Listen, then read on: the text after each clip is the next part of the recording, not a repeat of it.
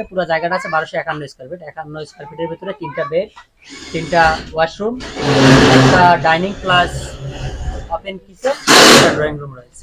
একটা পরিবার থাকার জন্য যতটুকু দরকার পর্যাপ্ত পরিমাণে এখানে এই 1251 স্কয়ার ফিটের ভিতরেই রয়েছে। এটা হচ্ছে আমাদের কেওয়াই টু টোন, যেটা কেওয়াই স্টিল কোম্পানি আছে, সেই কোম্পানির একটা শাখা কোম্পানি কেওয়াই টু টোন। আমাদের ওয়েবসাইট হচ্ছে www.ky2ton.com। ওখানে গেলে আপনারা আরো বিস্তারিত সকল কিছু তথ্য পাবেন। এটা হচ্ছে আপনার ভূমিকম্প সহনশীল।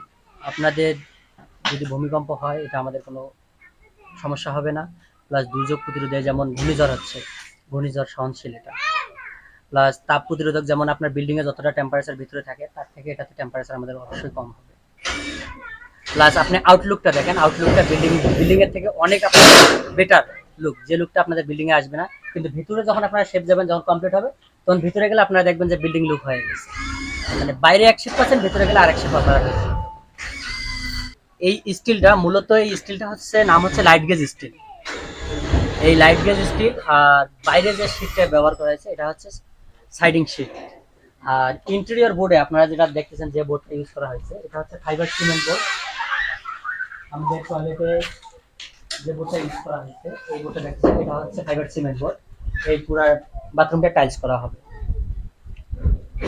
আর উপরে যেটা দেখতেছেন, উপরে যে আমাদের যে এখন যেটা দেখা যাচ্ছে এটা এরকম থাকবে না। এটা আমাদের যে আপনাদের জিপসাম বোর্ড যে আছে, এই জিপসাম বোর্ড হিসেবে আমাদের সিলিং ইউজ হবে। আমাদের মূল স্ট্রাকচার হচ্ছে আমাদের ফ্লোর মালিক করে দেয়, মালিকের পর থেকে আমাদের স্ট্রাকচার শুরু হয়। এটা আমাদের ফুললি স্ট্রাকচার করতে 2 মাসের মতো সময় লাগবে।